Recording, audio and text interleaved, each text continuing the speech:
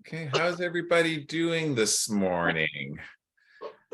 Emily and Jen, you're only two faces joining us from the realm of the realtor world.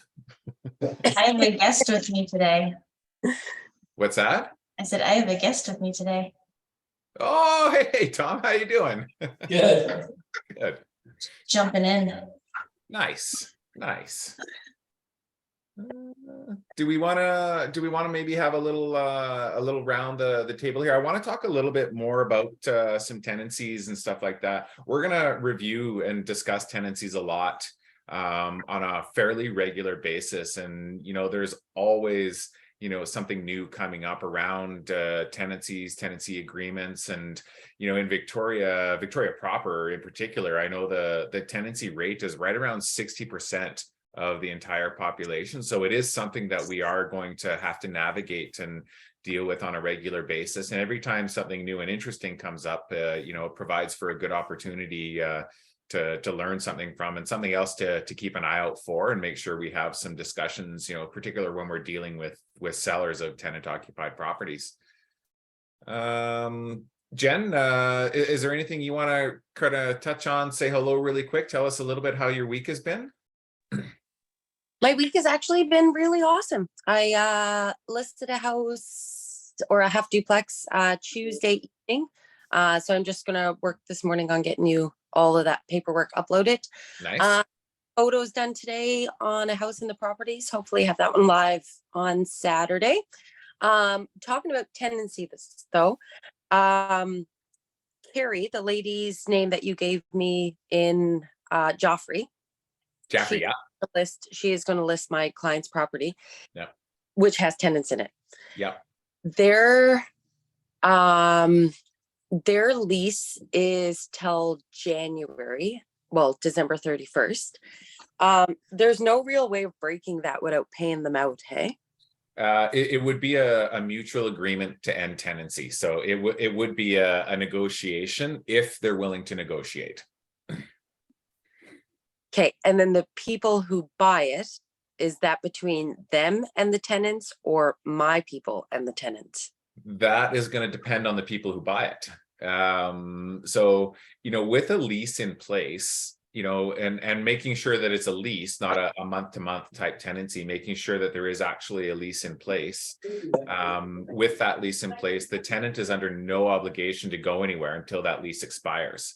So from a buyer's perspective, sometimes that can be a little, not unsettling, but it can be discouraging, because, if there's a long-term lease in place and a tenant's not willing to leave, buyer may not want to be a landlord. A buyer may not want to take over, the responsibility of the tenancy and that kind of stuff. So it could impact the negotiations. But currently, as it sits, if a buyer were to come in and want or ask for vacant possession, what would have to happen is the seller would have to try to negotiate some sort of mutual agreement with the tenant. And honestly, if the tenant said no, then nothing can be done except make sure that tenant gets notice for on or before the 1st of November, ensuring that they're out at the end of their term. Yeah. Okay, it's just a long tenancy to take, because it is, yeah. And that's the tricky part, because tenants will often look for a lease term or an extended term, and sometimes sellers or landlords, they'll look at leases as beneficial. But if you are, planning on selling, or you're trying to, potentially move the property at some point, it does restrict your ability as a landlord or a property owner, because you do have to, figure out what that tenancy looks like in a transaction. So it can impact a number of buyers and buyers' interest. Buyer will come in and say, "What do you mean I can't move in for a year? Like, not a chance. I'll see you later," and they'll be gone, right? So, gotcha. Yeah. Also, to add to that, I know that a buyer potentially has to have more money down for a mortgage if they're taking on a tenancy, right? If they're assuming the tenancy. So and that will depend on, one, the bank, and two, the circumstances. If a buyer is taking on the tenancy sort of for the duration of the notice, so like a 2 months notice to end tenancy, their mortgage will be basically financed, for it being their principal residence. Typically, if they're buying a rental property or an investment property, the terms of the mortgage can often be different. So it may require, a larger down payment. It may affect the interest rate. But ultimately, it's gonna depend on the intent of the contract and how the bank views that. So if their goal is to move in and make it their principal residence, but they have to wait 60 days, it shouldn't impact the financing because it will be for their principal residence. But if they're keeping the tenant, or they're keeping the tenant for just a short period because they don't want to move in for, say, 6 months to a year, then in essence, they are buying a rental property. So that definitely can have an impact on the rate and the term, as well as the down payment that's required for it. Interesting. I didn't know that. It's and that will depend. Most banks, generally speaking, if it's going to be your principal residence, and it's just for the term of notice to get vacant possession, most banks will be okay with that. When you go to the insurance company, you want to make sure that you have a tenant's insurance in place, or an insurance policy that covers rental for the first couple of months, and then maybe have that policy amended afterwards, kind of thing. But make sure that duration is covered. Emily, how are you doing? Doing good. Yeah, I'm still searching with my buyers. I still have one who's trying to find that like maybe 2-bed, 2-bath, or even like 1-bed, 1-bath now. But they just get scooped up so fast. So by the time we head to look at it, it's got, an accepted offer already. So we're still looking, but they seem to all be going through. So what's sort of the target, the price range that they're in? I actually have a former colleague of mine from here in Kimberley, has a 2-bed, 2-bath condo that he asked me about listing. So I might actually help him sell it. It's right on the corner of Quadrant Bay. So that'll probably be coming up in a short period. So I don't know if that's the right area. It is actually, yeah. We were just looking on Quadra last night. So okay, but this is right on the corner of Quadra Bay. It's a top floor corner unit. Okay. And it would be keep me on updated. it would be on the northeast corner.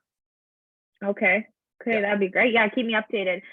He's kind of he's waiting for his parents' house to sell, but there's a lot of interest. So he's thinking, it'll happen soon, hopefully. But yeah, that kind of determines how much his budget will be. But we're looking kind of like under 600,000. Okay, yeah, I think they bought this place as an investment for their daughter when she was at university. She's finished university, working down at the fitness center, I think downtown or something like that right now. But she'll be either leaving or relocating now that she's done school. So they'll be putting it up for sale. And I think they paid like 4.25 or 4.5 or something like that for it. It was under 5 a couple of years ago. So yeah. Great. Okay, keep me posted. Should be right in the ballpark. Yeah, awesome.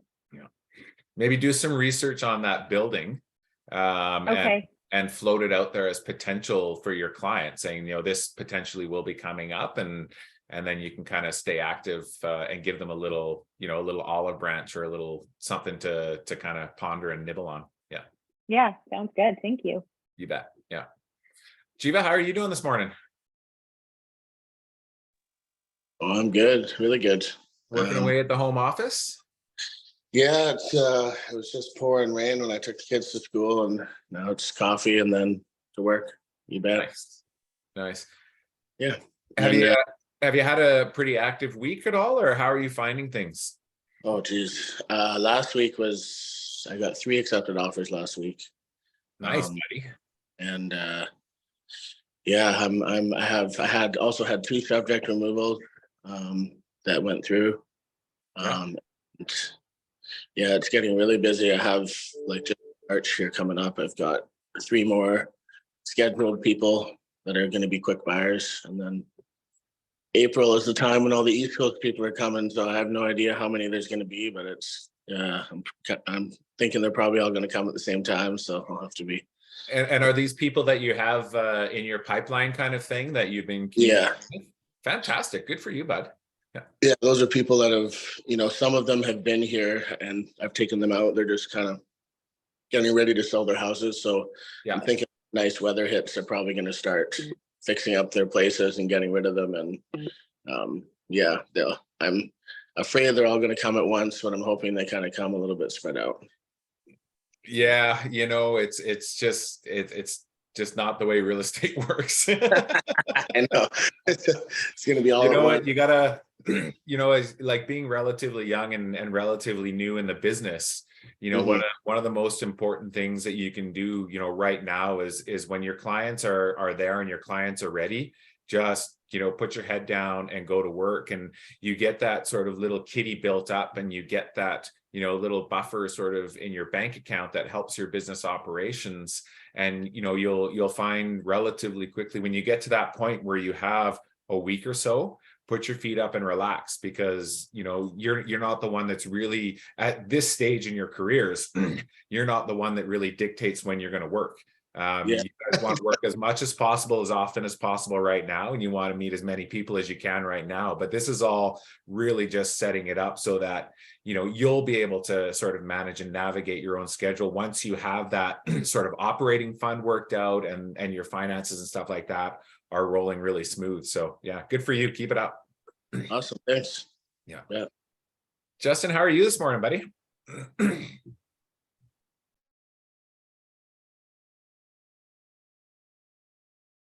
Tech. Hey, good morning. Just starting the day. Nice. How's your week been? Have you been kind of working through your courses, and do you have a little bit of buyer activity going on? Yeah, I finished the APC. Have the next thing on the 8th of this month, and I have one buyer that I'm working with. Hadn't come into the office yesterday. It's the first time I've had someone in the office, so it was a little stressful, but yeah, I think it went well. Good. Yeah. Did you have some support with you? Did you have one of your team leaders kind of present to help to go through the conversation a little bit? Yeah, I talked to Jiva beforehand, and he gave me some information, and I brought the privacy notice of consent and the exclusive buyers contract. Yeah. He's very he wanted to take it home and read them, so Yeah, for sure. Yeah. I said absolutely. Yeah. Awesome. Good stuff. Jen, you have a question? I do, totally off topic. When I go into my transactions, how do I upload the checklist? Okay, so when you're in it, I wonder if I can show you that. Let me see. So when you're in a transaction, hang on a sec. Let me see if I can share my screen. Let's see, where is that little share screen option? Thanks. Sorry, I just took us right off track. No worries. Can you see my screen here? I can, yeah. Okay, so when you are, let's see, when you're home in your dashboard, and you go to transactions, for example, this will take a minute.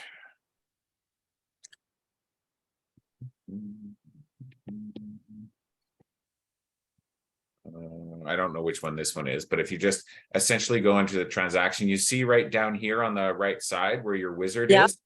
If you go to checklist. Okay, I've clicked on that. You click add a checklist. Okay, add. Oh, and add a checklist. I was trying to add the items. Okay, No. add. Yeah, just add a checklist, and this little window will pop up with all of the available checklists. What kind of property is it? Half duplex. And it's not a strata? It's not a strata, no. And you're the buying agent? Selling agent. So you're gonna take the listing sale transaction. Yeah. Okay. Yeah. And that will give you checklist items for all of the minimum required documents for a listing, plus it includes, or should include, a checklist for what will be required when you get an offer that we'll need to see from the office as well. Okay, awesome. And will that give me 2 FinTracks and 2 Okay, FinTrack second person. Got it. You bet. Thank you. You're welcome. Karen, it's Robin. Okay, Robin. I just thought I'd join because I was interested in the tenancy thing. Doesn't she also, you asked her if it was a strata or not, but a half duplex is going to be a freehold strata on title, isn't it? Not necessarily, no. No, so there's a lot of duplexes that are pure freehold. The stratification of duplexes was essentially it was a development purpose. It was a lot easier to build and construct a 2-unit duplex strata than it was to single family dwellings that were connected. So instead of having, party wall agreements and such, they have basically the Strata Property Act, which deals with all of the adjoining walls, exterior and potential common property. So some duplexes may be strata, but not all of them are. Okay. Yeah. Thank you. You're welcome. Okay, back to tenancies. Brittany, how are you? You've been pretty active, I see, and you've got a few irons in the kettle and you've been running around a little bit. So tell us how your week has been. It's been amazing, yeah. Morgan and I listed a property and within 2 days we had a accepted offer at asking price, which is amazing. I had a property where I'm representing the buyers and it was subject to, and they just finally got an accepted offer on their home, which it's been months in the making for that. And then yesterday I went and did all the photos and videos from a new upcoming panoramic ocean view in Cedar by the Sea. So that's my biggest listing to date, and I'm very excited about that. So yeah, it's been a great week. Awesome. Any little struggles or challenges or hurdles you've come across that you had to jump over a little bit? Finding enough time in the day is definitely the biggest struggle right now. Balancing that work life and family life and being as the only provider, and then just also, yeah, timing everything accordingly. So a good tip is always give yourself a little bit more time than you think you need, because you're going to use it. Absolutely. And, utilizing, these and the calendars with the reminders and stuff like that is super, super important. And, time management is going to be essential to, maintaining sanity. And then alleviating any sort of potential stresses and stuff like that. I never did I ever book anything that was sort of within an hour back to back. And I always made sure that, like, if I'm 10 minutes early, then I'm late. And that's how I would book it as far as being able to manage my time. And if you can kind of get into those habits or really account for that, then you'll, if you can avoid that stress of rushing or panicking, then it'll kind of help your day as well. You'll feel a lot less pressure and a lot less stress if you've got enough time to manage it all. So super important for sure. Mhm. I think we've chatted with everybody that's on camera. Robin, do you have anything? How's your week been? Do you have anything you want to share with the group before we get started? Any tenancy sort of challenges or anything in general that you're working on? Tenancy challenges. Well, I mentioned to you that I was going to start helping out my council, so we're just getting started doing that and finding out the different challenges that you don't know about when you're not on the council. Yeah. Because there is a unit that's taken something to tribal resolution. Yeah. So of course the rest of the owners didn't know that, right? Yeah, that is typically something that the council would be made aware of and maybe not publicly available. So yeah, often, strata corporations can definitely be a little bit funny sometimes, and often, it's uncommon. I wouldn't say it's uncommon. It's not really common when you have a council that doesn't want to be council anymore. It's a tough spot when nobody wants to do the work, because somebody has to ultimately, right? So yeah. So we'll figure it out as we go along. Absolutely, yeah. Nick, how you doing? I see you're out for a little stroll. You got some blue skies. Oh, I think you're muted, bud. Oh, hi, sorry. Yeah, no, it's really nice out here. Sorry I didn't have my camera on. I just feel like it's annoying sometimes when people are moving around on camera. Yeah, no worries at all. We just have to make sure you're here if we're going to record you for potential credit if you want the 1 hour credit. Oh, gotcha. Yeah. Yeah, no, things are good. This week's been pretty busy. I have some people coming from out of town later today to go and see some properties, and I don't know. Yeah, things are good.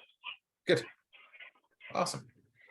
Well, let's get back on track here with the tenancies. We had an interesting one we were dealing with last week, and I guess we kind of touched on it even a little bit yesterday in our Wednesday discussion. We sort of talked about when our role ends and what our responsibilities are. But we had a tenant, so we were the listing office, and the tenant was to stay on the property. The tenant went out and so since the property's been purchased, we're now at that we're past subject removal and we're waiting for completion at the lawyer's office.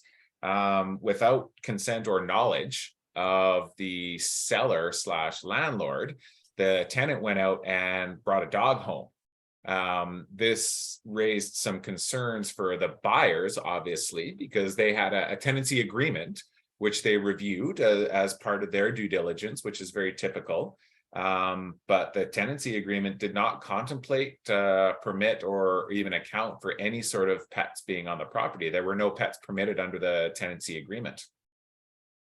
The buyer's agent overly aggressively came back and said, well, your client's breach of contract, they're not acting in good faith, and this, that, and everything else. And so it kind of it sort of the reaction of the buyer, which was I don't believe it was justified or warranted in any way, but their reaction and their interpretation of the situation really just sort of created this semi sort of hostile environment. And our realtor that was working with this kind of did the right thing, took a step back and made a couple calls and got some advice and some guidance. And the first thing in that respect is to to clarify, when a tenant does something outside of a contract of purchase and sale that potentially has an impact, there was no breach of any sort of contract of purchase and sale, which is what they were claiming.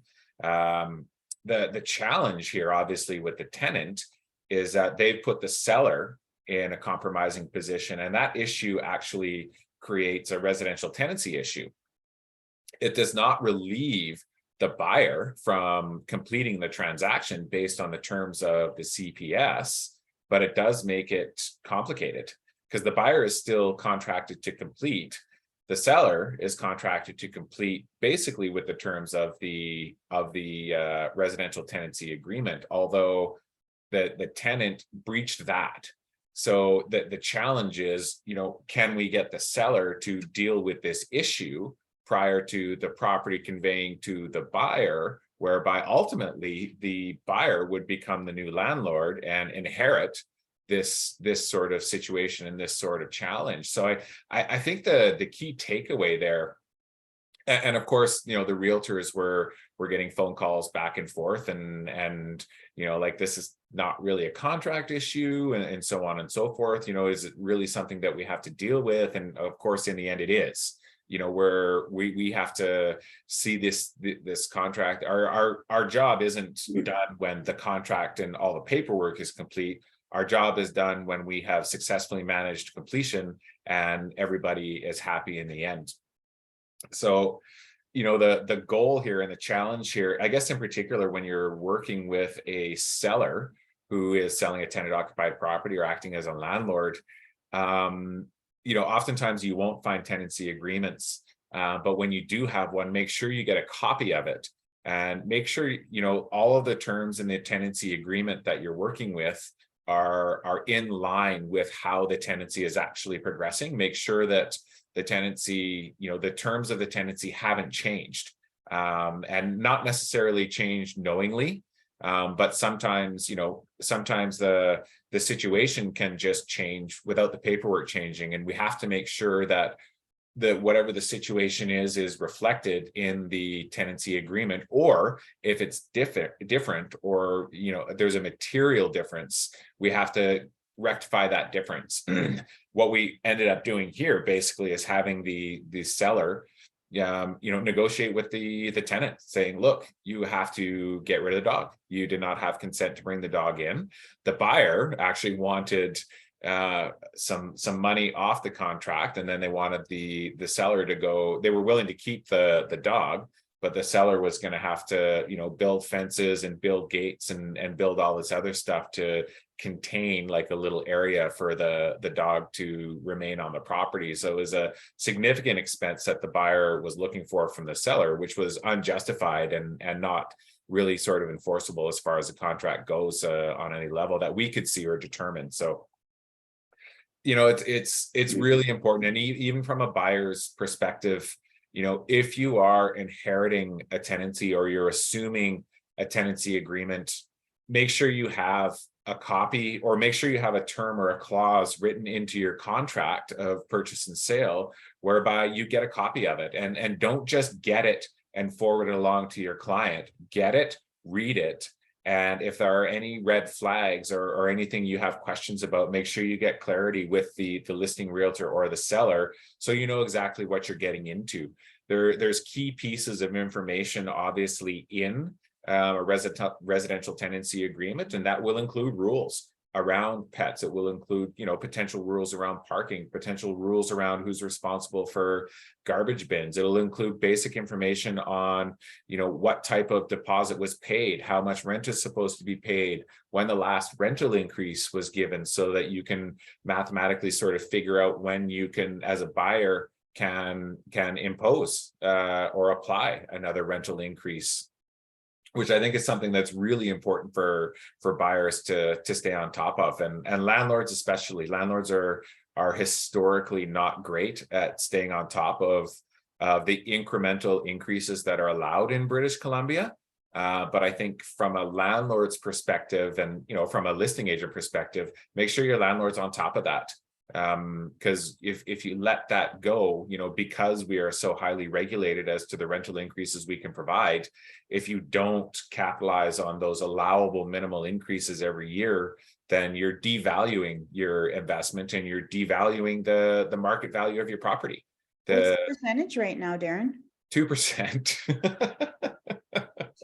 It's Well, but I always thought it was supposed to go by the cost of living, and that's at 6 right now, right? It was until last year. The provincial, so historically, it's always been set at the rate of inflation, except last year, because the provincial government, dictates what this is. And I think, primarily Victoria is a big part of it. The provincial government is centered in Victoria. Victoria has an extremely high rental population. It's a huge voter count.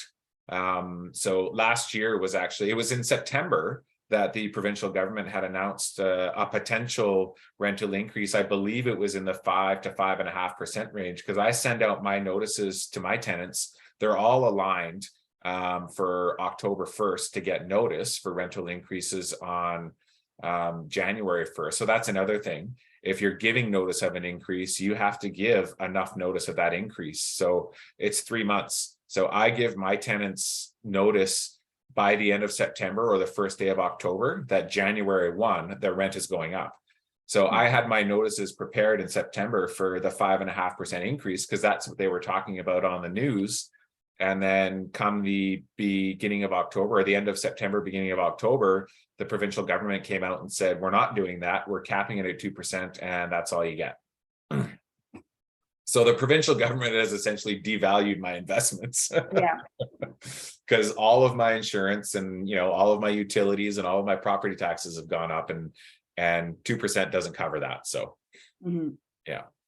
So really good advice when you're talking with your sellers is if they haven't given a rent increase, get them to give one. If you can negotiate a higher than allowable increase, great.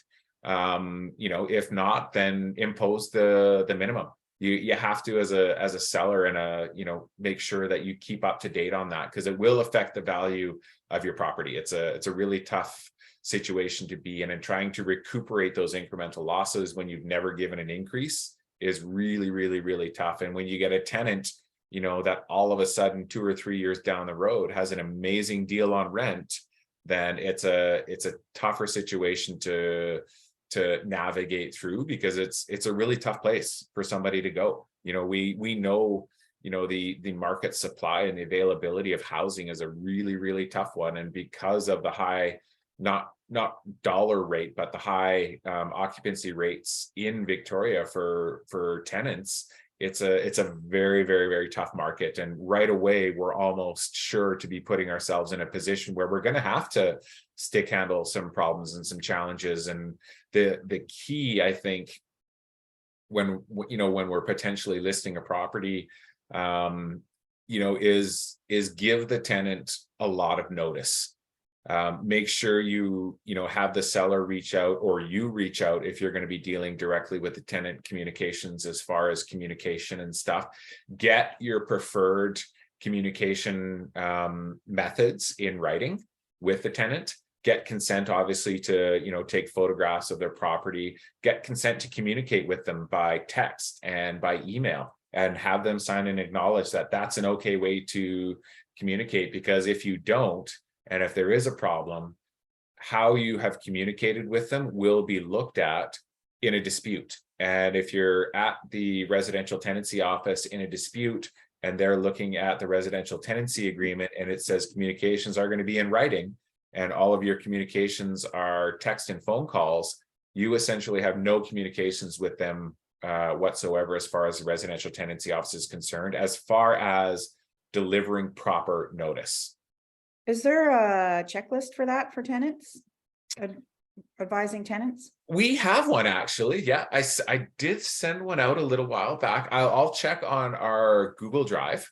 But we did have just a sort of little tenant acknowledgement. And the key there, we talk about building relationships, and the same way we build relationships with our clients, tenants aren't our clients. But how we interact with them and how they interact with us is really going to impact how the sale of that property is going to go. It's a delicate situation, and times we have to be, we have to understand that, there's probably a lot of fear in tenants when a property gets listed, and people deal with fear in very different ways. And often they will lash out, and you will be that first point of contact.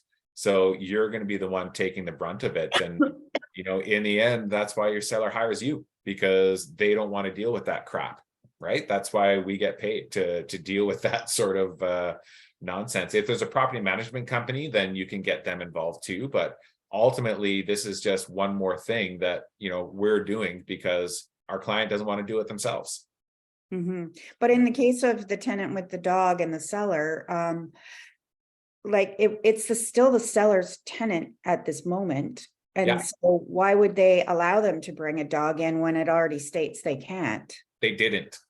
Okay, they didn't, but it Yeah. would be their job to get rid of the dog, or tell them that they have to get rid of the dog, because based on the tenancy agreement. Yeah, exactly. So isn't that still their responsibility until completion? It is. Yeah. Yeah. And that's the process that's being worked through right now. Yeah. I guess the key is the tenants are going to fight it. Potentially. Yeah. Like it's really going to depend on the tenant's cooperation level. Yeah. But it's fun. They obviously did it on purpose, because otherwise they would have asked if it was okay, the seller to Yeah. the dog. Yeah. And honestly, they probably had no idea they were putting the seller in a compromising position. Yeah. Right. So that's another thing, when we're listing properties and we're talking with landlords and sellers, is, make sure we're clear on what this tenancy is. But also, when you're talking to the tenant, it's good to have those conversations about, what to expect. Please don't, do anything that's materially different. Don't do anything that's going to jeopardize your tenancy, and assure them too.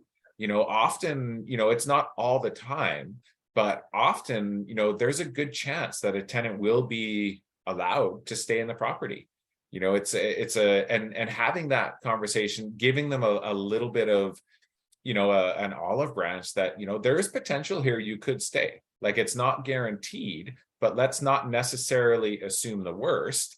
And then just be clear, like, you will keep them informed. If, you know, if an offer comes in that gets accepted and, you know, there's inspections and that kind of stuff, you'll share with them as much information as you're allowed to, but you'll keep them informed and offer to help them. You know, connect them with, you know, a potential property manager. You know, if you see a, you know, a listing of a potential place for rent on Facebook or something like that, you know, shoot them a quick note and say, hey, look, I saw this. You know, we don't have an offer in place right now, or we do have an offer, and the intent would be for the new owner to live in the property, but here's a potential opportunity for you. You know, and little things that you can do to, you know, to sort of help nurture that relationship is, you know, maybe it's a $10 gift card to go for a coffee during a showing, or, you know, it's a thank you for, you know, letting us show yesterday, really appreciate your cooperation. Little things like that go a long way to help kind of settle the waters, because they are like, they're afraid, you know, especially if they've been there a long Sure, time. you have to see their side too. Yeah, It's their absolutely. home. And your agency obviously is with the seller, and sometimes that can conflict with, you know, what you need to have conversation wise with the tenant, but how you frame and structure that conversation is super important. Mhm. Yeah. Any does anybody have you know, other than that, like, are there any other relative? I have another tenancy story, you know, along those lines, where a tenant asked if they could get a pet and they were told outright no. And then this one went on for probably about 6 months. And the tenant had asked the landlord to get a pet. The landlord said no. The tenant was not happy about it.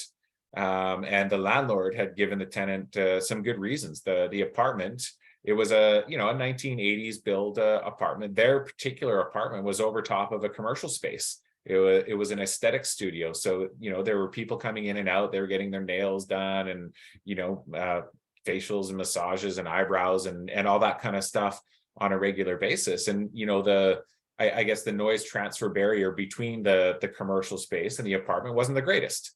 And so, interestingly enough, the landlord got a phone call from the tenant in the commercial space saying, I don't know what's going on upstairs, but there's a lot of like pattering and noise coming on the floor. There's barking and stuff going on. And so the landlord ended up investigating and finding out that the tenant just went ahead and got a dog and refused to get rid of this puppy that they had brought home. And it was a small puppy, but it was going to be a very large breed of dog. And immediately it was causing disruption, and it was interfering with the quiet enjoyment of the tenant below.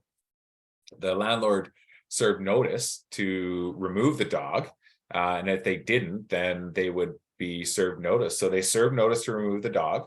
10 days later, they followed up and said, can you confirm, you know, have you or have you not removed the dog from the property? And another notice before the end of the month. And then when the end of the month came, so there were 3 notices. There was ample, and this is the key in dealing with challenging tenants, is you need to provide documentation, and you need to provide proof of effort. So this landlord clearly, you know, they immediately, when they found out, they gave them a warning and said, you must fix this. 10 days later, must fix this. 10 days later, must fix this. By the end of the month, the tenant still had not gotten rid of the dog. So the tenant, the landlord delivered the tenant 30 days notice for breach of tenancy.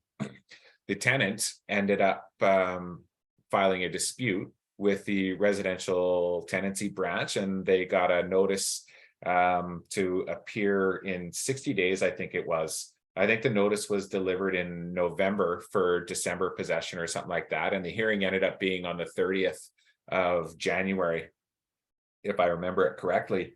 The tenant then turned around and came back at the landlord and accused them of inappropriate conduct as part of the dispute. and the landlord started freaking out. It was like, where did this all come from? So this ended up getting, obviously, the lawyers involved. The lawyers like, look, there's nothing here. This is going to be a tenancy dispute. Show up, have the conversation. You've got your records. This is what you're going to present. Don't respond, don't react, don't engage in any of this sort of falsification of incidences. And ultimately, what ended up happening is the tenant ended up leaving. They just turned away and left. They didn't even show up to the tenancy dispute. And in fact, the landlord didn't show up to the tenancy dispute because the tenant never actually delivered the notice or the documents to the tenancy dispute. Their goal was to try and force the landlord to kind of like back off or back away and try to just impose, their want on the landlord. Yeah, but it just kind of reflects, one, kind of obviously you have to be very mindful and be very careful, but you never know, how these situations can develop, and your people reading skills are going to obviously come into play, every time you're dealing with somebody, and never ignore, if you walk into a tenant's house or you walk into, a meeting with a tenant or something like that, pay attention to like your sixth sense, and pay attention to the environment and the surroundings and how they're, responding and reacting to you. And you will know if there's going to be a challenge or something that comes up. So, pay attention to that gut feeling and just be aware of what may come up, because if you feel like it's going to happen, it's probably going to happen. And the more proactive you can be in those situations, the more ammunition you're going to have to be able to navigate through it, because you will have to navigate through it. Any thoughts, any comments anybody wants to share on that? Tenants. And we talk about tenants, and we're always talking about these really challenging situations, and we sometimes we'll dive into them and we'll talk, but for the most part, in my 20 years of experience here, haven't had a whole lot. Like, I've had a lot of very simple, very easy, successful dealings with tenant occupied properties over the years. It's these ones that come up that, they're gonna take a lot of time, and they're gonna take a little bit of effort, and they're gonna be a bit of a going concern, but there's always going to be a bit of a learning experience here. And unfortunately, we always talk about these ones because these are the ones that are potentially going to get us in trouble. And the more awareness we have and the more tools we have to deal with these types of situations, it's going to keep us out of trouble. We have to understand what the regulations are. We have to understand what our clients' rights and obligations are. And the key, as delicate as it can be sometimes, the tenants have obligations, but the tenants also have rights. And making sure that they understand what those differences are is really, really important. You can refer them, and I refer everybody to the residential tenancy office. If you have questions about this, please contact the residential tenancy office. I will share as much information as I can. I'll tell you everything I know and I'm aware of. But if you want some advice or guidance, talk to your lawyer if you want one. But if you don't want to pay for a lawyer, then by all means contact the residential tenancy office, and here's their number. And give them that opportunity. Or if it's a property that's being managed through a property management company, you can direct them back to the particular property manager or management company that is looking after the place. I've noticed a few times, particularly in Victoria and even a little bit up in Vancouver Island, property management companies are a little bit challenging to deal with, unfortunately. So hopefully we'll change that. We actually at Generation, we are right in the middle of the process of establishing a property management branch. So if you have, sellers or buyers who want to be landlords but don't want to be landlords, that'll be a service that we'll be providing through the office here in the near future, not too distant future. So keep that in mind for sure if you're ever looking for property management services.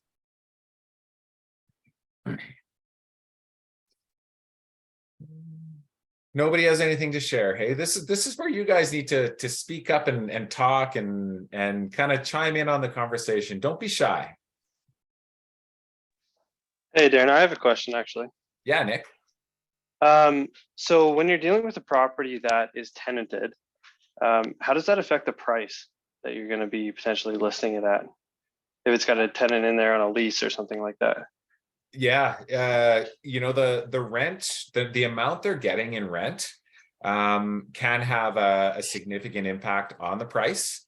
You know, investors, you know, from my perspective and how I've always viewed it is, you know, how much you're getting in rent is going to dictate how much money I need to put down on that property for an investment. Because if I'm going to buy it as an investment, I want it, you know, for me personally, I want it to break even. You know, I don't want to pay for it, or I want to be able to get it to a point where it's breaking even within, you know, a 6 to 18 month period. So, you know, if you're only getting, you know, $1,000 a month in rent, that's probably only going to cover, you know, a $200,000 mortgage, right? So, you know, if the condo is $350,000 or $400,000, you know, I need to make sure that I've got enough of a down payment or enough capital to invest in that property to produce, you know, a marginal, a break-even cash flow at the minimum. With increases and potential turnover and that kind of stuff, you can always, you know, increase that revenue. But you want to make sure that your cash flow is going to be at least break even. There are times where investors will go into properties that have negative cash flow. Negative cash flow sometimes is actually, you know, it's a tax benefit for a lot of investors. It can offset, you know, I've got a property, you know, one property that is very significantly in the black, like it makes money every month, but that's offset by another property that I have that's costing me a little bit. So in the end of the year, you know, I'm not paying income tax on all of this stuff. It's just kind of a wash, right? So it depends on the buyer. But again, it will depend on the market. So if the rent is really low and you're targeting somebody who's going to live there, the amount of rent has zero impact on the price. It's all going to be on the condition of the home and the condition that the home is going to be in when the buyer gets it. So it will be regular market value. So it depends on your buyer. Right. So what if the property has a year lease on it? Yeah. And then at that point, it's basically just a rental property that you're selling. Pretty much, yeah. If the buyer intends to occupy the property, but maybe they don't want to move into it for a year down the road, right? Like that could be a benefit.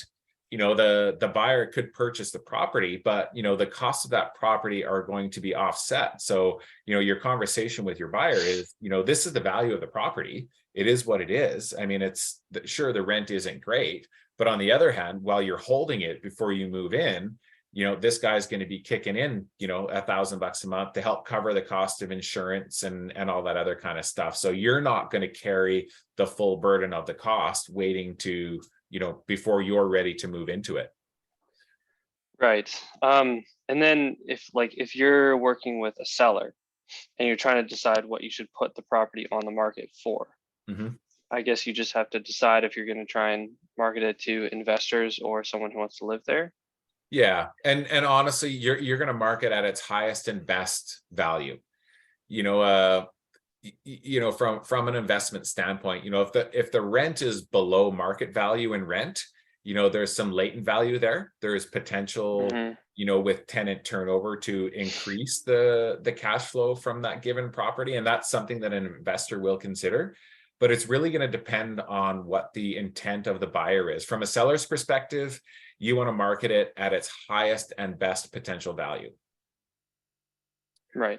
Especially if it's a single family. If you're marketing or selling something like you know, a small apartment building like a 4-plex or a 6-plex, that valuation will consider the condition of the building and property, but that valuation will be solely based on math from an investor's perspective, unless the buyer wants to, you know, potentially occupy one of them. But even if they want to occupy one of them, it's still going to be an investment, and it has to be a mathematical evaluation, and that mathematical evaluation tells them how much money they need to put down so that it's not costing them money every month.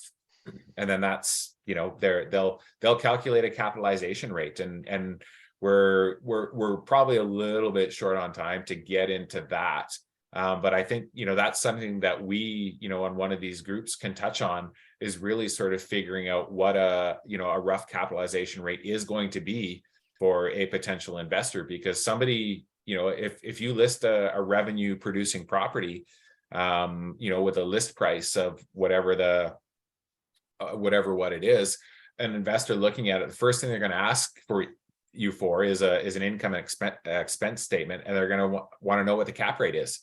Because that cap rate, you know, that interest rate or that investment return, that's essentially your rate of return, is going to be a key factor in whether or not they want to invest their money in that particular piece of real estate, or they want to invest it in, you know, a different type of stock. You know, it's all going to depend on the rate of return they're getting on the amount of money that they have to invest. So your capitalization rate is a key determinant in what the market value of an income producing property is. Right. And it would probably be pretty low here in Victoria, cap rates on good properties. Yeah, generally speaking, you know, that sort of it varies too, you know, like 3% to 6%.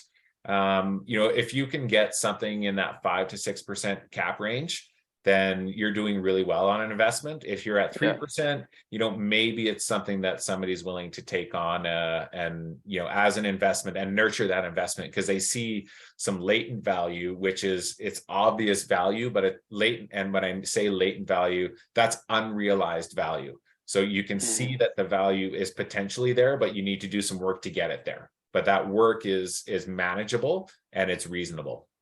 Yeah. Got it.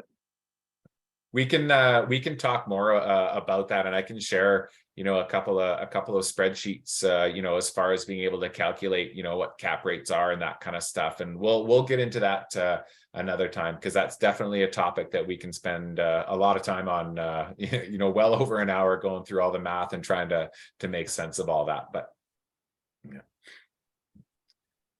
yeah. Anything else from you guys this morning? It is just about 10 o'clock. I know you're all busy, so I don't want to, you know, make you feel like you're stuck here, and I want to make sure that you guys get good value here, but I also want to make sure that you guys aren't, you know, falling asleep on me here. So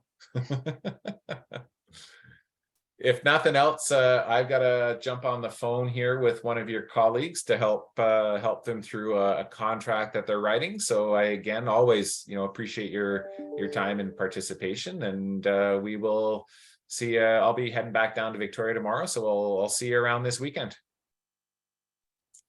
Hi, Thanks, Darren. Darren. Thank you. Thanks, everybody. Appreciate it. Bye. Bye. See you guys. Bye, everybody.